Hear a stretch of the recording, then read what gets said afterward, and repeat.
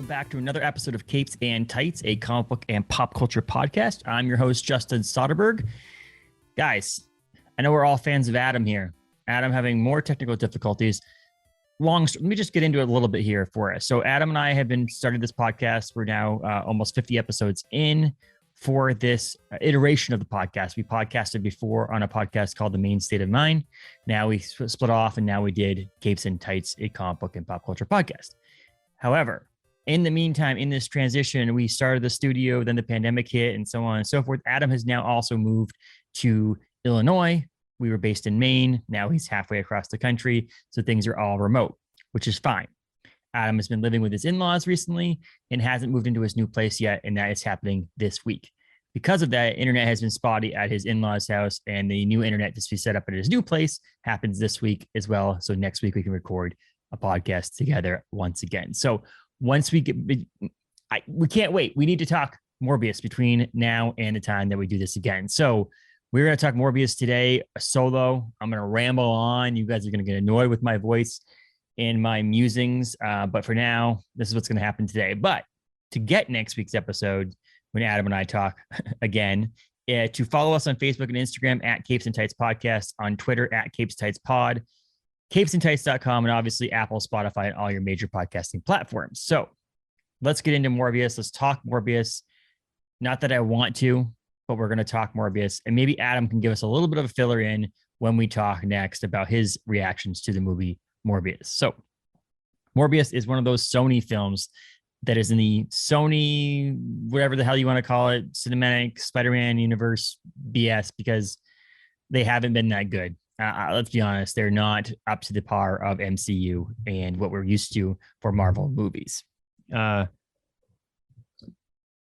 don't know. They just don't know what they're doing over there. But so Morbius released April 1st, 2022 to the theaters around the world. It's a funny thing because it was originally set to be released July 10th, 2020. And then it moved 3 weeks later to July 31st, 2020. And then because of the pandemic. And then Morbius was once again delayed to March 19th of 2021, then October 8th of 2021, and then January 21st of 2022, before moving 1 week later to January 28th. It was then again really delayed until April 2022 date. So this movie was supposed to come out almost 2 years ago. And now we are finally out April 1st, 2022, and came out digitally May 17th, 2022. That's something we usually do here on the podcast. Adam and I do go see the movies in the theater sometimes ahead of the at the beginning of the theater release, but we also like to wait till they actually hit release on digital, get another viewing, a viewing in our own homes, a viewing where we can pause, rewind, look at different things, as well as let all of you out there get a chance to go see it in the theater and potentially watch it digitally before you listen to our recap, review, and discussion of these movies. So that's why we're doing this now. We were supposed to do it a couple of weeks ago.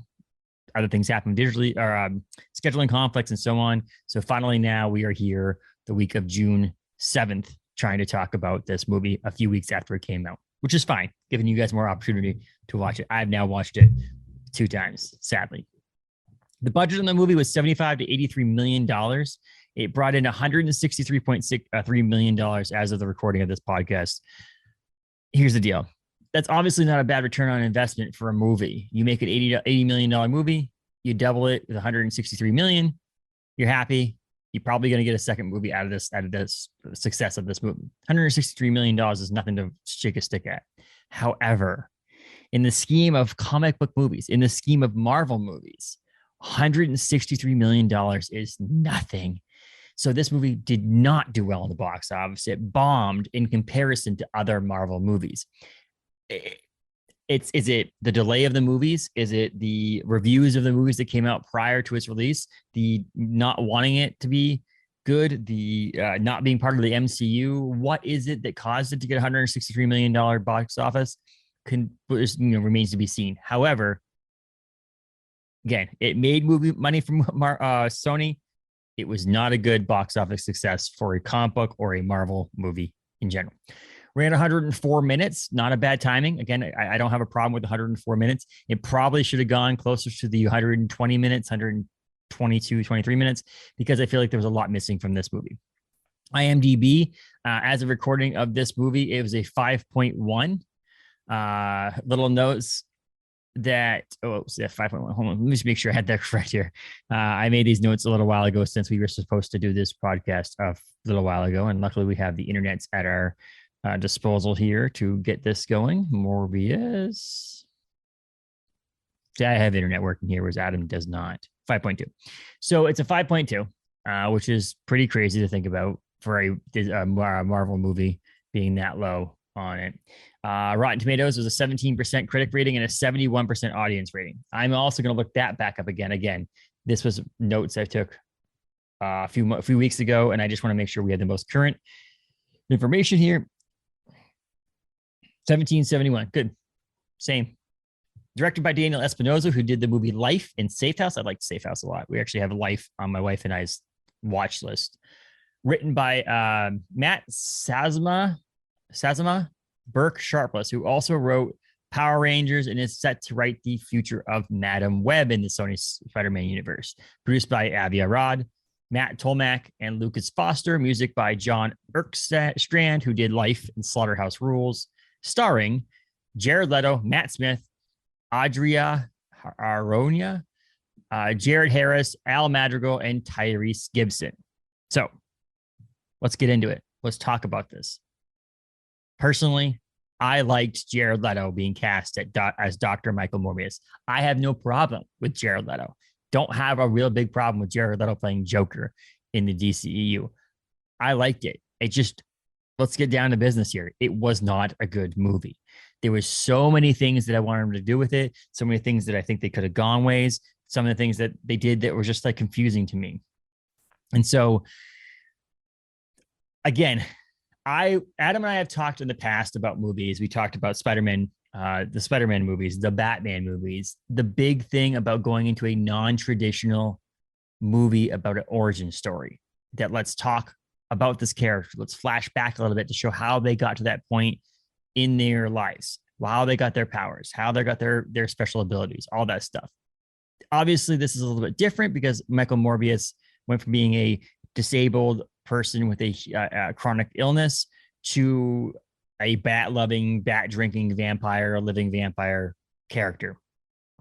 However, they could have done that small at the beginning and then move forward. It seemed like it just drew out the whole thing, him and the eating the blood and so on and so forth. There was less about him fighting and being that person, and more fighting in being the change from his more normal self to what he is now. So again, it was too cookie cutter. It was too like, this is how an origin story is. And I don't like that anymore with movies. I think we need to go right back into, here's the character, here's them fighting crime, here's them doing good things or bad things. This is how they got to where they were. That's how I hope Fantastic Four is. When they do eventually do that, that's all I hope. A lot of these new character movies, I hope Madam Web's like that. It's not going to be. Guaranteed you, Sony's going to do a traditional origin story for Madam Web. We don't even know why we're getting a Madam Web movie, obviously. Rambling again. This movie is based in the Sony cinematic universe, or Sony Spider-Man universe, I should say, which is still, we don't know why or how this connects to the MCU, because obviously you got Spider-Man, you got Venom, all these different back and forth teases on things. Michael Keaton showing up in the post-credit scene, not in the actual movie, which we kind of figured would happen since the trailer had him in it. But there were references to other Marvel things without specifically saying this. They did mention Venom once, so that's what another thing connects the movies together with the Venom universe. But at the beginning of the movie, they talk. Michael Morbius is in this hospital, and he's talking about his illness or his disease. He has that is he obviously gets blood transfusions multiple times a day. The doctor there mentions the School for the Gifted in New York. Is that alluding to Professor X and Xavier's School for the Gifted Youngsters? We don't know. This is in the SSU. Technically, X-Men is going to be in the MCU and has been in the Fox Marvel universe. Again, they didn't say Professor X. They didn't say anything along those lines. They definitely said School for Gifted Children in New York, which obviously, as comic book fans, we know could mean Professor X and Xavier's School for the Gifted in New York. Speaking of the Doctor, as we get to that character, the doctor that helps Michael Morbius and his friend Milo in the beginning of the movie is also the doctor that helps Milo when he gets older. He's been with him his entire life. It's a cool little story connection there, but he looks the same age. How is it that this kid who's 9, 10, 11, 12 years old, then when he's 30 or 40 years old, has a doctor that's the same doctor that looks exactly the same, maybe a little bit grayer hair, but basically is the same person? Again, plot hole problem I have with this movie. Shot well. I think the movie was shot very, very, very, very well. There's other people online who say difference on that. I think the camera angles are great. The cinematography was great. It was dark, but I feel like it needed to be dark for Michael Morbius. He's a vampire, obviously a living vampire, but he needs that in it. Not unlike what I've liked about the DC or hated about the DCEU, which everything is dark. This needed to be dark in my opinion. So I'm glad about that. Shot very well. Lacked a lot of other stuff, but was shot well. One thing I didn't like, special effects wise, when you see his face turn into Morbius, I do like that, and Milo the same way. However, what's with the mist around him? He doesn't need a mist around him. It's insane. I don't understand why they did that. Again, another thing I had a problem with, isn't this? Let me drink some coffee. Morbius doesn't seem to be bothered by his abilities. Like, he doesn't seem that it was a surprise to him. It almost was like, oh, look at this, cool. And then he just lives with it. I feel like there was less on the, oh my gosh, what the heck happened? What went wrong? Because there's a gap in the storyline.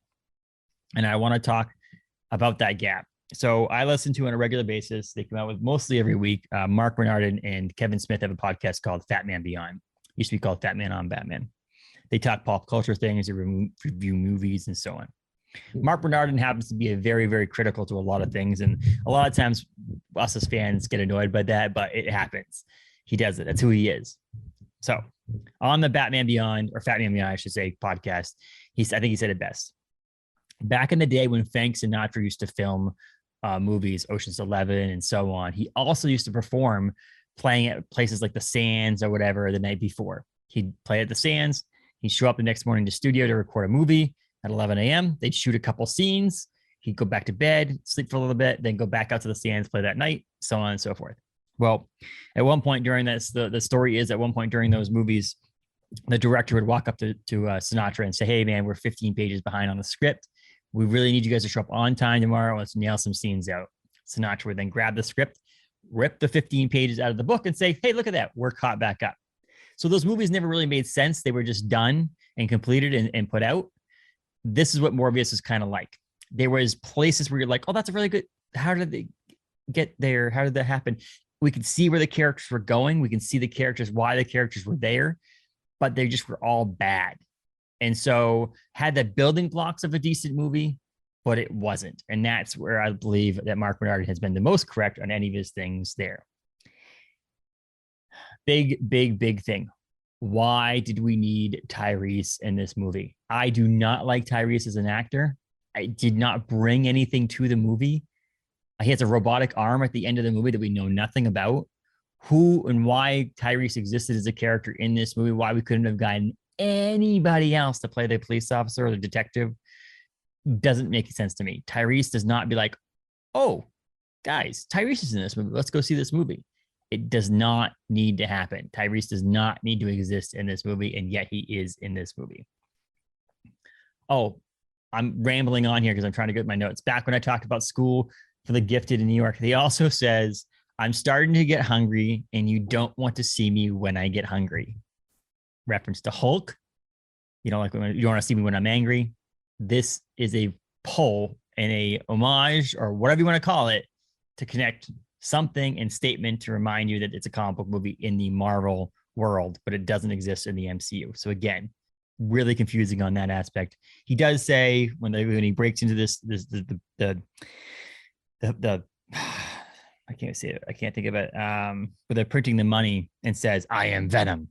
Kind of a Batman pull with I am Batman, but saying Venom, but doesn't actually correct himself that he is not Venom. So these people are like, who is this guy?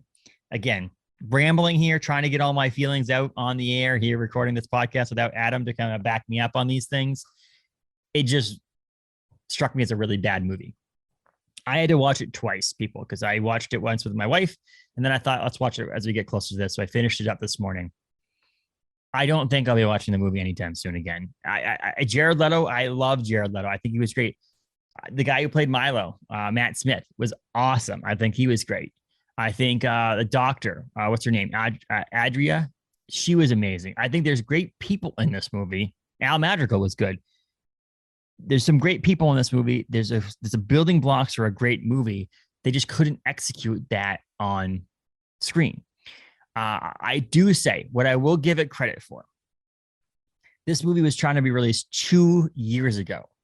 And you're telling me when it was supposed to be released in July of 2020 to when it was actually released in April of 2022, that they didn't touch the movie, that no editors went in there, that no one went in there and changed some things and added special effects and so on. When something, until the second it's released out to the theaters, someone is touching that movie. And that could be the fault of this movie. I'm going to give the benefit of the doubt on that. But I doubt that's the real reason why the movie sucks. Because the movie sucks because Sony needs to get their heads out of their asses and sell their rights back to Marvel of Sony and Spider-Man's universe and get a cut of that. Swap the things out here where Marvel gets the cut of the Sony part and Sony gets the bulk. Switch that around. Let Marvel have the rights to make these movies and you get a cut of the percentage of it because you had the rights. Now reverse them back to them. If the movies continue to make $163 million in the box office, Sony is not going to be happy. It's not like when Marvel has control over this. And Spider-Man No Way Home made it billions of dollars in the theater. All three of them made a great amount of money. That's the best Spider-Man movies Sony's ever had a finger on. This is a problem. So putting it back down and boiling it back down to the end, the movie's not good. I don't like the movie. I do not think I'll watch it again. I do not see how it connects to anything else. I do not see what they were doing, what their options and plans were to make this movie. It's just not good. So you guys can check it out and watch it yourself and figure it all thing. I'll get Adam's feedback on it when we can actually talk on the air again.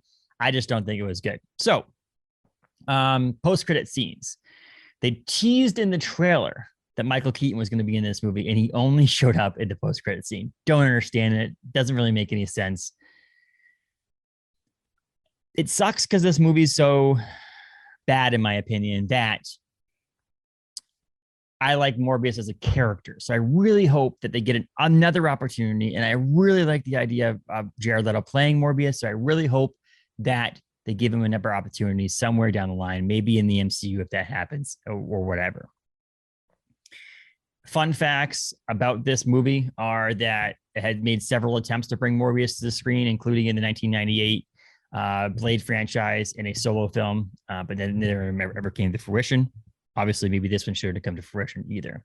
They re-released the movie in the theaters after the meme and the social media campaign for It's Morbin Time this past weekend, and it only made $85,000 more. Again, this might be the only movie to re-release in the theater have two bombs, the first time and the second time in the theater. What can we expect for the future of the SSU, the Sony Spider-Man universe? Kraven the Hunter in 2023, Madam Web in 2023, El Muerto in 2024, and an untitled third Venom movie is on the docket. Will they all be made? We don't know. We're looking forward to see what happens and see if they can bring this back, but I don't think they can. Sony, figure this out because they're not making good Marvel comic book movies. That's it, guys. That's me rambling and ranting about how bad this movie is for a good number of minutes here. Check out every Tuesday. We have a podcast hitting the internet waves. We have a couple cool guests coming up. We have some guests recently come up. Please check out all of our podcasts at capesandtights.com. Hopefully Adam will be back next week. Again, thanks everybody for listening. Follow us on Instagram, Facebook, all those things. And I guess it's Morbin time. Thanks, everybody.